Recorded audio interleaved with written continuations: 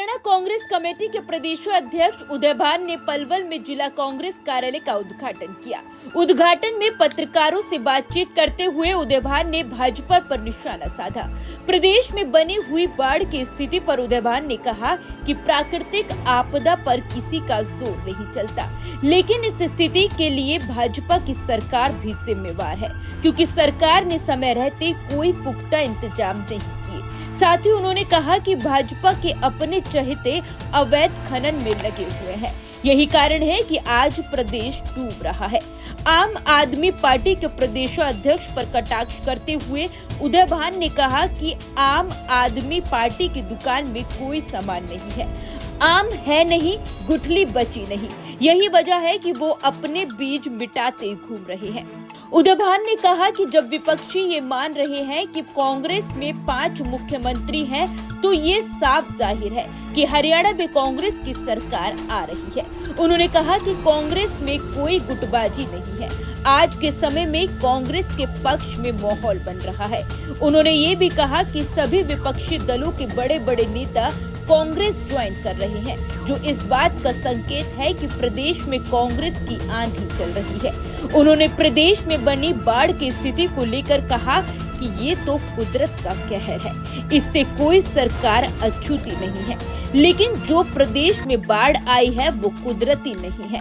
ये तो सरकार की कमी है कि नहर नालों की साफ सफाई भी नहीं करा पाई, और इसका एक और सबसे बड़ा कारण अवैध खनन है, जिस पर सरकार की कोई लगाम नहीं। अपनी बातचीत के दौरान वो हरियाणा सरकार का पक्ष लेते हुए नजर आए। उन्होंने कहा कि दिल्ली के मुख्यमंत्री अरविंद केजरीवाल को क्या ये नहीं पता कि हथनी बैराज पर पानी की क्षमता कितनी है, और वहाँ पानी ज्यादा होने पर पानी छोड़ना सरकार की मजबूरी है। इतना ही नहीं, उन्होंने कहा कि कोई नहीं चाहेगा कि हरियाणा डूब जाए। उन्होंने कहा कि सरकार को जल्द से जल्द चाहिए कि पीड़ितों को मुआवजा दिया जाए। चुनाव की तो इंतजार भरी थी, चुनाव के इंतजार हमने तो भर रखे हैं, हम तो इंतजार करेंगे कब घोषणा करें। ये किसकी दौड़ में लगे हुए हैं, सुशील गुप्ता बताए कि भाई वो क्या है।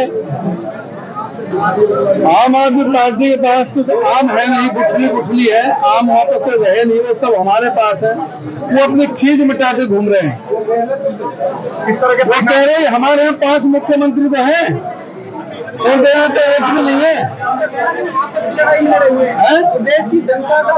ये मुख्यमंत्री होना ये इस बात का संकेत है कि सरकार कांग्रेस की आ रही है, बीजेपी जा रही है। आपस की लड़ाई में लड़ रहे हैं। कोई आपस की कोई लड़ाई नहीं है। इतनी जबरदस्त रैली अभी हुई है विपक्ष आपके समक्ष, सारे रिकॉर्ड तोड़ दिए।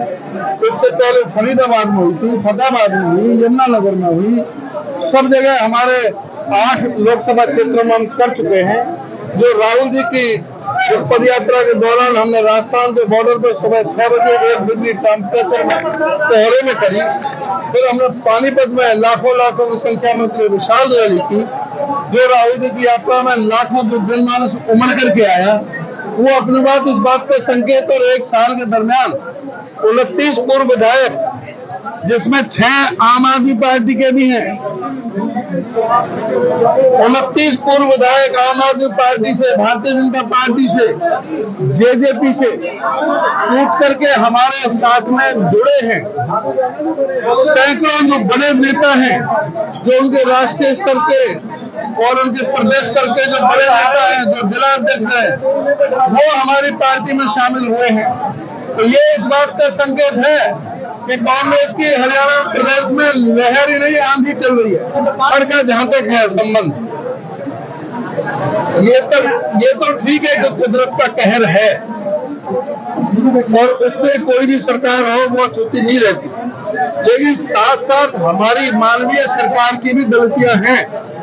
उनमें सबसे बड़ी गलती है इलीगल माइनिंग, जो अवैध माइनिंग हो रही है, जो हमारी ठोकरें लगी हुई है। जमुना की बाढ़ को रोकने के लिए, कटान को रोकने के लिए ये ठोकरें और बांध जो स्पर जो लगे हुए हैं, इन्होंने अपने 9 साल में एक सिंगल ठोकर नहीं लगवाई, कोई बजट ही नहीं रखा। जो ठोकरें लगी वो हुड्डा साहब के कार्यकाल की लगी हुई है। जो बाद बने थे वो उनके समय के बने हुए हैं या पहली सरकार द्वारा बने हुए, हमारी जो पहली जो सरकार है नहीं। इन्होंने इस तरफ कोई ध्यान नहीं दिया और उसका परिणाम है कि जो यमुना में कटाव हुआ, जो कि इतनी भयावह जो ये स्थिति बनी, और जो इलीगल माइनिंग है उसकी वजह से, इलीगल माइनिंग करने के लिए यमुना में ये वहाँ बहुत गहरे गहरे जो कर दिए गए हैं गड्ढे, उसका भी एक कारण है। और दूसरे नालों की सफाई नहीं हुई, नदियों का मैं उधर गया था यमुनानगर जिले में, कुरुक्षेत्र में, करनाल जिले में मैंने दौरे किए सारे बाढ़ग्रस्त एरिया में। बिलासपुर से लेकर के बबन तक सारा जो पानी पानी, घरों में बंद होकर के रह गए लोग। जो वहां पर सरस्वती नदी है, चितल नदी है, जो रॉक्सी नदी है, जो पथराला नदी है, जो सोम नदी है, उन सब की नाव की सफाई ना होने की वजह से जो दादूपुर नलवी जो नहर थी, जो होटा साहब ने बनाई थी 50 साल से, जो मांग चल रही थी, सराय थी, उस नहर को इन्होंने डी नोटिफाई कर दिया, जिससे किसानों ने समतल कर दिया, आगे दरवाजे गेट बंद कर दिए, जिसकी वजह से पानी रुक गया, पानी खड़ा हो गया, जिसकी वजह से वो फ्लड का जो मुख्य कारण बने। तो ये जो बाढ़ जो है, इसमें कुदरत का कमी थोड़ी है, ये तो हमारी है कि हमने कोई नालों की सफाई नहीं करवाई। उनमें अगर जो दादूपुर नलवी नहर होती तो ये उस इलाके की जमुना के साथ वालों को छोड़ के उसमें बाढ़ नहीं आती, और जमुना के किनारे इलीगल माइनिंग नहीं होती तो इतना नुकसान नहीं होता। कि हथरी कुंड बैराज से जो दिल्ली तक पानी आने में 220 किलोमीटर का सफर हरियाणा में से होता है। कोई ये नहीं चाहेगा कि मेरा हरियाणा डूब जाए, हरियाणा में नुकसान हो जाए। ये जो कहना, मैं इस बात को सही नहीं मानता। अब ये कहना जो इनका जो मुख्यमंत्री है भगवंत मान ने ये कहा कि SYL का पानी ले ले हरियाणा, अब इनको शर्म नहीं आती? SYL को किसने रोका? SYL को इन्होंने रोका, हमने रोक रखा है। SYL का पानी हम तो दे रहे हैं। अगर वो SYL खुद ही होती तो पंजाब भी नहीं डूबता, पंजाब भी बच जाता। उसके लिए भी ये दोषी है। हम तो कह रहे हैं कि आज भी कि उस SYL को पूरा करो। अध्यक्ष जी, आप कह रहे कांग्रेस ज्ञान दिए हैं, लोकसभा की 10 सीटें बीजेपी जीत देती, कांग्रेस एक सीट जीत पाएगी। अब उल्टा हो जाएगा। क्या तैयारी लेके जा रहे हैं आप? तैयारी पूरी है, जनता एकदम उठी हुई है सर, सारा तैयार खड़े हैं। आपने भी अपने संबोधन में और दलाल साहब ने भी कहा कि ये जिला कार्यालय नहीं बल्कि आने वाली सरकार का कार्यालय हरियाणा करे, तो क्या कोई नया मुख्यमंत्री का केंद्र होगा? इसमें क्या शक है? तो मुख्यमंत्री का उम्मीदवार बदल से भी आ गए, तो सत्ता का केंद्र होगा यहाँ। कॉन्फिडेंट है मुख्यमंत्री कोई बने, पलवल भी उसमें सबसे बड़ा हिस्सेदारी होगी। मालिक साहब, कल डिप्टी सीएम साहब दुष्यंत चौटाला जी ने दौरा किया फरीदाबाद पलवल के कुछ हिस्सा का, हालांकि आपकी विधानसभा की तरफ तो नहीं जा पाए। अब इस बीच में उन्होंने कहा है कि जो पीड़ित है उनको पूरी मदद मिलेगी। क्या उम्मीद है कि सरकार पूरी मदद कर पाएगी? दूसरा, आप इलीगल माइनिंग की बात कह रहे हैं, क्या कांग्रेस के समय में माइनिंग नहीं होती थी? इस तरह से नहीं होती थी, ये गदर नहीं था, बिल्कुल भी नहीं था। आज CAG की रिपोर्ट आपने पढ़ी होगी अखबार में, 5,000 करोड़ रुपए का रेवेन्यू का नुकसान इलीगल माइनिंग की वजह से हरियाणा सरकार को हो रहा है। ये मैं नहीं कह रहा, CAG की रिपोर्ट कह रही है। CAG की रिपोर्ट कह रही है कि फरीदाबाद नगर निगम से एक व्यक्ति जो ठेकेदार जिसकी 5 फर्में थी, जिनका एक ही पता था, एक ही पैन नंबर था, एक ही टेलीफोन नंबर था, अलग अलग 5 फर्मों के नाम से 200 करोड़ रुपए का घोटाला करके 200 करोड़ रुपए निकाल लिए, कहीं कोई काम नहीं हुआ। ये CAG ने कहा है, मैं नहीं कह रहा। तो ये जो भ्रष्टाचार में ये सरकार पूरी लिप्त है, और इसके कुछ ये खान माफिया जिन लोगों पे जो खुलेआम जो इलीगल माइनिंग चल रही है। तो क्या आपको प्रतिक्रिया क्या है? क्योंकि सरकार जो वादे कर रही है बाढ़ पीड़ितों से, चाहे वो मुआवजे की बात है या दूसरी चीजें हैं, वो समय रहते पूरी होंगी। तो सरकार को तुरंत करना चाहिए राहत, जिससे लोगों का विश्वास बने।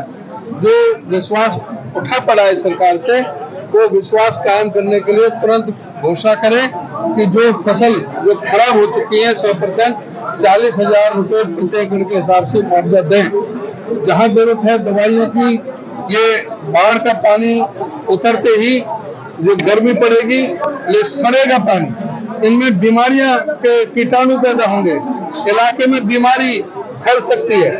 उसके लिए सचेत रहना चाहिए सरकार को, दवाइयों का डॉक्टर इंतजाम करें।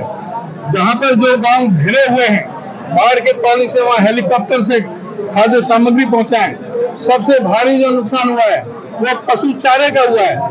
पूरी तरह से पशु चारा खत्म हो गया है। जो बोंगे बिटोरे जो थे वो खत्म हो गए। बोंगों में जो भूसा था वो भूसा सड़ गया, वो काम का भी नहीं रहा, कुछ बह गए कुछ सड़ गया। तो पशु चारे का तुरंत व्यवस्था की जाए। ये सारी ऐसी चीजें इसमें करती दिखनी चाहिए, खाली बयानबाजी नहीं, ऐसा होता दिखना चाहिए जनता को। अब ये तो आने वाला वक्त ही बताएगा कि कांग्रेस के उदयभान की अपील को सरकार कितनी गंभीरता से लेती है और पीड़ितों को मुआवजा मिल पाता है या फिर नहीं। इसी तरह की सभी अपडेट जानकारी के लिए सनातक टीवी को लाइक, शेयर और सब्सक्राइब करना बिल्कुल ना भूलें। Bureau report, Sanatak TV.